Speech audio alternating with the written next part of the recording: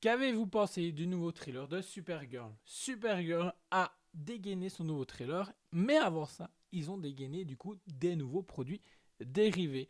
Forcément, Funko a direct annoncé la vague de Funko qui concerne le film. Alors je suppose que c'est une première vague parce que souvent ils annoncent ensuite des aimants supplémentaires, donc des packs de luxe.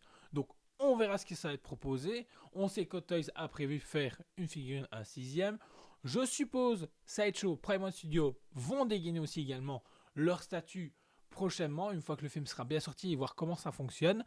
Et forcément, qui a dégainé entre guillemets le plus vite en termes de action figure, c'est McFarlane qui a annoncé du coup un logo de Supergirl, voire même 3 si on compte celui de Entertainment Earth en version justement avec le manteau, et également du coup le méchant du film plus la moto de justement de Lobo.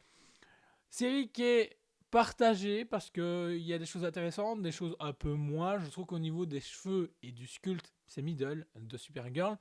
Le fait de nous proposer encore une fois une théâtricale de luxe, c'est vraiment cool. Ça complète justement la gamme cinéma qui est en train de s'installer. Donc ça, je prends d'office. En plus de ça, en dedans, on aura un bébé crypto. On n'aura pas du coup crypto classique. Pour avoir crypto classique, il faut avoir acheté le Superman à l'époque en théâtrical, qui était déjà assez limité en Europe.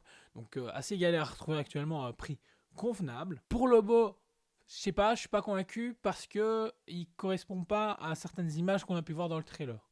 Mais bon, on verra bien si ce que les autres produits dérivés nous proposeront dans l'avenir.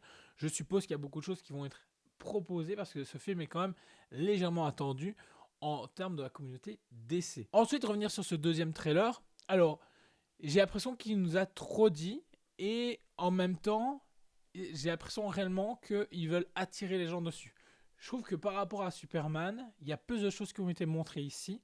Et c'est un peu dommage par rapport au reste. Alors qu'on aurait pu avoir justement un nouveau trailer de Lanterne, un trailer tout court pour Clayface, qui doit arriver fin d'année.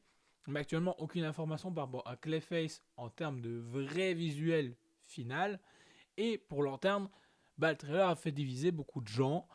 Personnellement, j'attends de voir, je crache pas dessus, je suis curieux et beaucoup d'informations sont données et j'ai vu beaucoup de gens cracher de la haine alors qu'il n'y en avait pas besoin. Dans la bande-annonce, on sent réellement que Supergirl est perdue. Elle se cherche, elle est paumée, mais en plus de ça, on va accentuer avec le fait justement qu'on a empoisonné Crypto. Ça marche, mais j'ai vraiment une impression de déjà vu.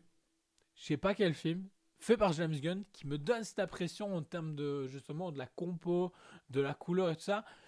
Gardien Galaxy Volume 3. C'est mon petit bémol. À voir comment ça peut être poussé réellement jusqu'au bout. J'espère qu'il y aura réellement un accomplissement à la fin. Parce que là, il nous faut vraiment des informations.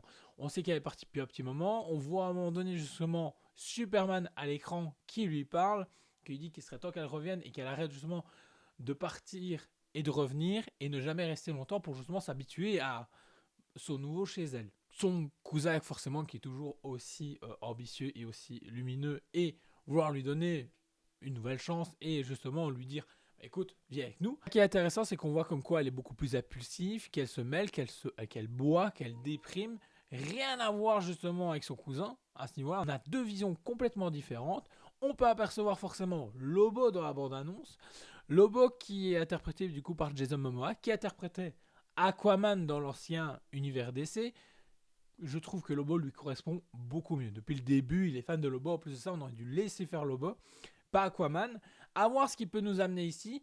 Parce que oui, il nous fait 2-3 punchlines. Il met des grosses baffes dans la tronche des gens. Alors c'est ce qu'on attend de Lobo. Mais voir s'il sera introduit pour le futur DC. Je suppose que si on nous l'introduit là maintenant, c'est pas juste gratuit, c'est pour arriver à autre chose. Visuellement, c'est beau, ça donne envie. Je trouve que franchement, il y a quelque chose d'intéressant dans le truc. Maintenant, on va voir quand ce sera fini. Ce qui est cool, c'est que beaucoup de gens ont fait la remarque comme quoi la bande-annonce, le trailer d'hier était beaucoup plus beau que le premier. Et en plus de ça, justement, le réalisateur de mémoire a répondu comme quoi ce n'était que le trailer. Donc il fallait s'attendre forcément à mieux quand le film sera sorti. Du coup, il travaille toujours dessus. M'étonne pas, je trouve que juste par rapport à Superman qui avait l'air d'être presque fini, là ils sont toujours en train de travailler dessus pour une sortie pour le 1er juillet 2026. Donc du coup, là prochainement, on a Supergirl qui arrive. Juste après, on aura Lanterne et juste après, Clayface, comme on en avait déjà parlé auparavant. J'ai hâte de voir le film. Je pense que le film peut vraiment faire un démarrage qui est intéressant. Alors, intéressant aux US. Ici, je suis plus mitigé à la manière de Superman. Il faut vraiment convaincre le truc parce que là, forcément, on va avoir Bébé Crypto. Ça va être du marketing gratuit. Clairement, les gens vont y voir pour ça en partie. Le voir déjà dans les figurines arrivées de chez McFan confirme qu'effectivement ça va être un truc. On va avoir des peluches, on va avoir des animatronics chelous, on va avoir plein de choses autour de ça. Voir si ça va convaincre les gens d'aller voir la suite et voir Supergirl. Et en espérant qu'il y ait une scène post-générique qui nous introduit à Man of Tomorrow qui doit arriver du coup l'année prochaine si tout va bien. Le tournage va démarrer ici prochainement. Donc tout se met plus ou moins correctement par rapport à ce que James Gunn avait prévu. Et puis on aura Clayface où on espère voir arriver peut-être ou peut-être pas Batman. Parce que là, il est plus que temps qu'il se décide, Andy Muschietti, de faire son casting et de proposer son film. Parce que bon, là, j'ai vu communiquer sur Hit une possibilité d'avoir une version cut de 6 heures. Je suis chaud, j'adore l'univers. Mais mon Batman, j'aimerais le voir arriver dans le DCU avant qu'on soit tous grands-pères. Ce serait bien. Donc, on verra bien. Donc oui, j'attends ce film, mais avec des passettes quand même, parce que je trouve que c'est hyper calme niveau DC. Voilà, on n'a pas assez de trucs, il n'y a pas assez de communication. Ici, James Gunn a dû justement revenir encore sur des trucs qui a été dit pour démentir ce que ça le saoulait.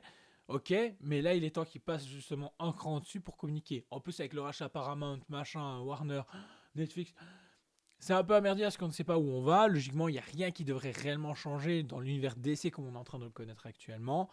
Mais on verra bien forcément ce qui va être dit par après. N'hésite pas à me dire toi ce que tu penses de ce nouveau trailer de Supergirl. Si tu as hâte ou pas de découvrir ce prochain film DC. Et n'oublie pas non plus de t'abonner, de liker, partager, laisser un commentaire. Et on se retrouve prochainement pour une prochaine vidéo. Ciao. From my voice, said the style was legit. Cash in the back, clutch, slipping, belly grip, pull up in the whip, and I'm